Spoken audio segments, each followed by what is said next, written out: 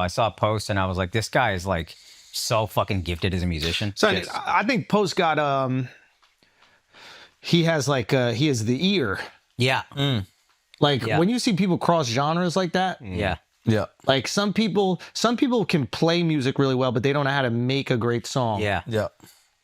I don't even know if he plays instruments that well. He played the guitar. He played it well. But I don't know if he's a Stevie Ray Vaughan or like a Jimi Hendrix. But I think his ear is elite. We're talking about Kodak like this. Like he just has a musical sensibility that he can understand if it's good or not. Yep. It's what's the Louis Vuitton guy, the LVMH guy? Virgil Abloh. No, Virgil or like the LVMH Arnault, whatever. It's just like Bernard Arnault. It's taste. Yeah. Okay. It's just like some people have it. They know what looks good. They know what feels good. They know what sounds good.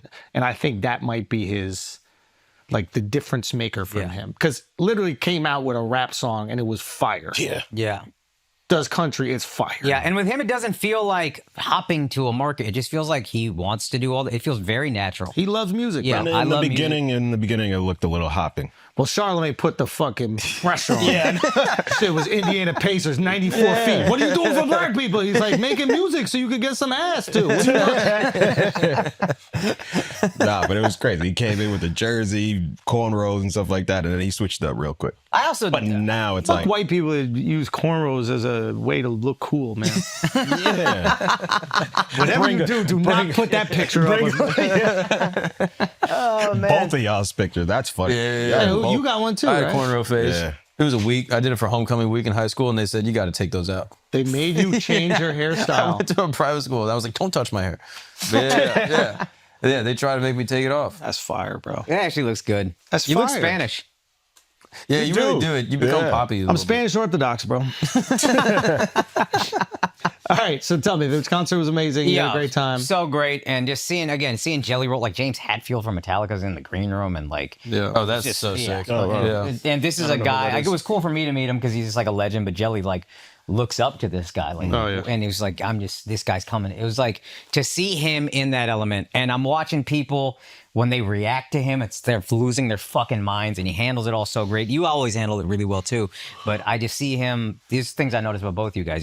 There's no discomfort with it, and it's cool that he's still doing tours with these massive acts when he could be headlining. He said the reason I do it is because I keep learning from people. Hell yeah. And he was like, when I watch Post, I see how comfortable he is up there and how he takes his time and he doesn't press. And he goes, me.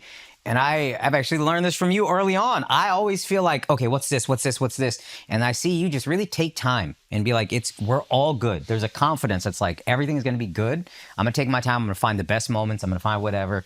And Jelly's like, I learned that from Post. That's what I learned this tour. The next tour, I'm going to go with somebody else. I'm going to learn something else. And it's so egoless.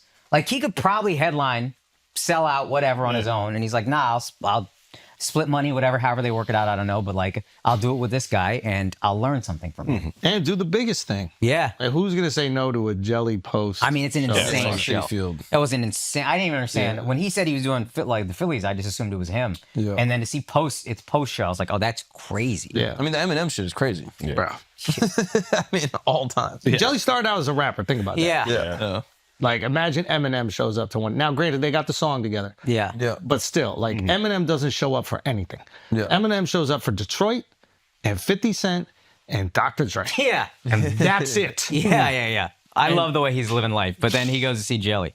Dog, when we played basketball, he was like, pull up, we're going to be hooping. They're at the 76ers practice facility. Like, they're just opening it up for Jelly and his boys to go play ball. And it's like, I said to him, because he came to see me at Zany's, which was so cool. And like, he had to sneak into the back, whatever. This was February. And I was like, you know you're famous, right? And he was like, no. And then this time I was like, you know you're fucking famous, right?